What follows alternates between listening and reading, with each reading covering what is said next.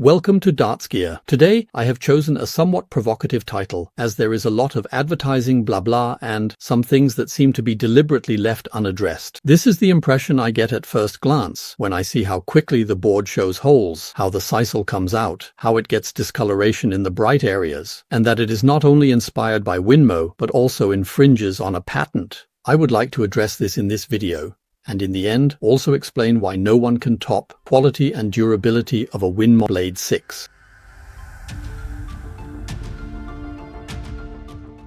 First, for your understanding and also for legal protection, I am freely expressing my personal opinion here and providing an assessment based on my own experiences and test data with boards of different price ranges compared to the images from some published YouTube reviews. All sources are, of course, named and linked in the video description. And yes, I have to throw out this disclaimer, since this channel has already been threatened with legal action 3 times. Twice to prohibit my freedom of speech, and once, well, that was just hot air with 180-degree walls. But yes, that's how it sometimes goes behind the YouTube scenes, and as you can see, I'm still making my videos and doing my thing here. In particular, when it comes to criticism, which can be expressed objectively, I provide examples and also explain how I arrived at my conclusions or what I would wish for instead.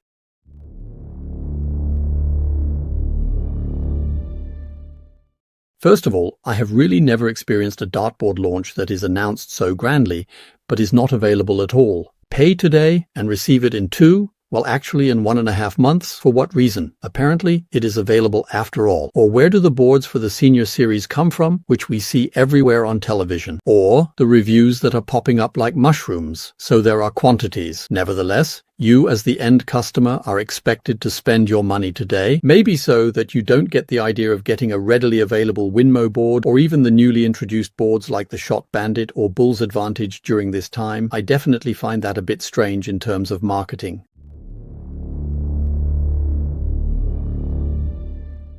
Point 2. Appearance is of course always a matter of personal preference. Many people particularly liked the look of the target, especially because it had a slightly different number ring and nice small symmetrical logos. And the fact is, there are now more logos and larger logos on the target, and the same number ring from Aspa remains. For me personally, this is not it. And it also feels a bit like a billboard. There are 5 large target logos on the front and another 4 in the border area. So it has target written on it 9 times. Regarding the colors, the appearance is okay. First of all, the sisal looks nice with its cream beige colors. It looks good at first glance. The red is more of an orange in the light, and the green is somewhat frog-like or a bright grass green. These lighter color tones have always been points of criticism for some. Among other things, yes, also with the Shot Bandit Generation 3, but no one is addressing that. But well, my personal preference is more for a dartboard like this. Nice and clean, with definitely good focus on the playing area.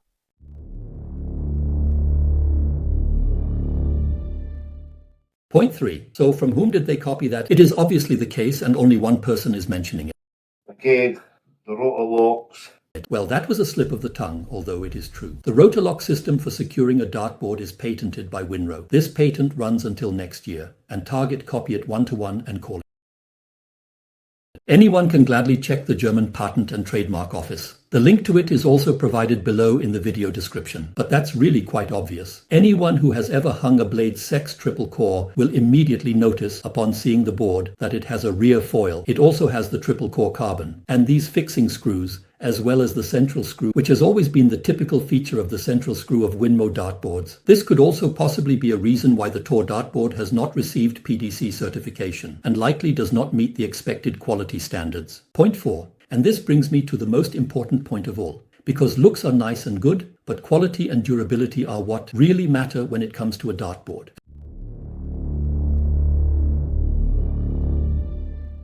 And that is exactly what I always weigh the highest in my own reviews. Because when I spend $80 on a high-end dartboard, I actually expect better quality than with a dartboard priced between $40 and $60. And this is exactly where various videos made me a bit suspicious. On one hand, Darren from the Darts Review channel mentioned that a dartboard package had already been opened and that someone went over it with tape. Well, someone just opened the thing and took a quick look to see if it really is a decent dartboard. In the seniors, it is clear that the corresponding dartboards are exchanged before each match. And you can be sure that if someone like Target wants to present their dartboard, it will also be visually pre-selected. It's okay. You want to make a good first impression at first. And that's exactly what it does in the reviews after unpacking. This TOR looks pristine. The first visual impression looks great. It can happen that there is a small dent somewhere, or a slightly unclean spot, or even that the bull is a bit off-center. This can occur with natural materials, nothing dramatic. But this is not about the appearance. It's really about quality and durability, and that ultimately shows when playing.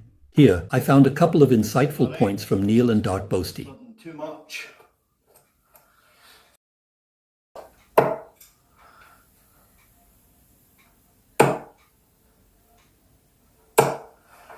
Steady 60. But yeah, it's definitely a softer sisal, because the Asper was a very hard board. This is not a hard board, thankfully. So it should heal pretty much quick. Oh,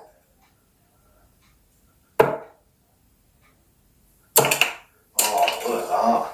A 125. Be nice to get a 180 on this board, but I know I won't. Pull. Pull. Nowhere near it. Oh crap. Right, last throw.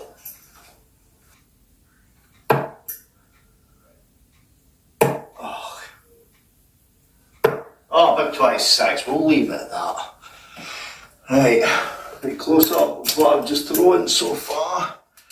So Neil throws 5 shots, just 15 darts at the brand new target dartboard, and then he goes in with the camera and takes a look. So I can almost count every dart in the still open holes. Yeah, sure, he plays points with board grip, why not? And now take a look at the discolorations in the bright areas compared to darting post, and what he says about the use of the points for the rest of the video.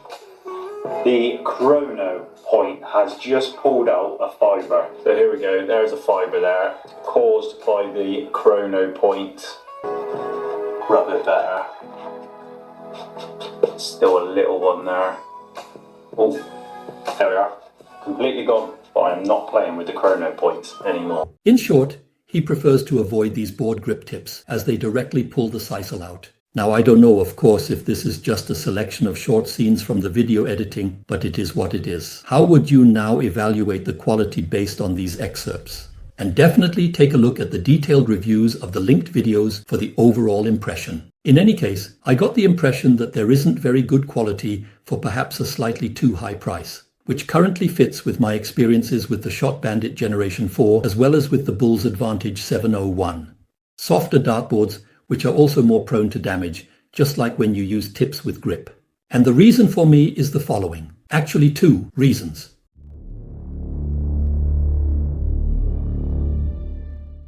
One, and this is now my interpretation, these dartboards should appeal to beginners or newcomers. For one, they lack the comparison with boards that have been used for years, and they are also not yet familiar with the market prices. And they play darts for a long time without board grip, because a large part of all darts is delivered with completely normal, smooth points. And think about your own beginnings. When did you start pressing out points and pressing new ones in? Even with tip change systems, if you were at Swiss point now. Because you are just having fun with the game at first, trying to hit the right fields, getting into tighter groups, and you are more likely to be experimenting with weight and grip or trying out different barrels rather than optimizing the setup right away.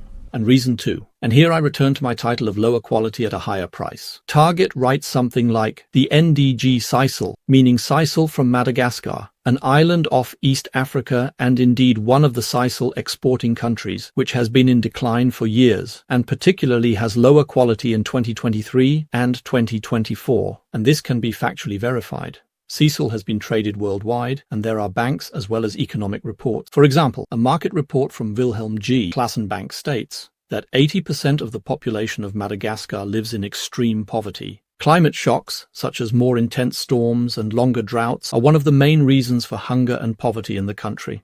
Unfortunately, the sisal production has not improved. The production volumes have been declining for years. 2 producers have exited production for some time, and another manufacturer temporarily halted production at the end of last year. There is currently only one plantation that maintains production. The rainfall in 2023 was not sufficient for healthy plant growth, and due to the ongoing drought in recent years, the hectare yields of dry raw fiber have decreased. In summary, the strong weather fluctuations of the past year in East Africa have affected the quality. Especially during the dry months, many producers were forced to downgrade the qualities. Madagascar is simply a very small and quite troubled country. In 2023, the total sisal exports amounted to 5,200 tons, with most of it going to China, where Target manufactures its darts as well as the boards. The thing about the global market for sisal in Asia, and this can also be found in the WBC, low sisal production and of poorer quality, so hardly anything is being paid for it. This way, one can produce mass goods cheaply and, well,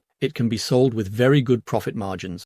So when I put all of this together in the larger context, I wonder what significance a 215 MDG premium graded Madagascan sisal dartboard with remarkable self-healing properties has. So, the self-healing aspect doesn't seem that remarkable to me based on the current videos. And to conclude this video, I would like to speculate before I test the board myself with its availability for everyone in the store. And it's already clear, it costs as much as a Blade 6 dual core, but in my opinion, it won't be of better quality than a Winmau, neither in terms of the spider nor the sisal. And of course, I am particularly interested in your opinions now. I am looking forward to the board. New toys are always cool, but currently, there is really a very mixed sentiment. I also understand that a dealer naturally has to promote their goods. After all, you live off sales. But what I would have liked to see here and there is really a note saying, this is something you already know from the Winmau board, but it has now been similarly adopted by Target. Something along the line also objective and neutral. I am curious to see how the market feedback turns out when it becomes available. And to be honest, I am still looking forward to it, especially for a really detailed test. And with that, I wish you lots of fun in everything you do. Feel free to leave a comment if you like, and if there are any questions, I will be happy to answer them as well. In this sense, thank you for watching. See you next time. Bye, ciao, good darts, your Oliver.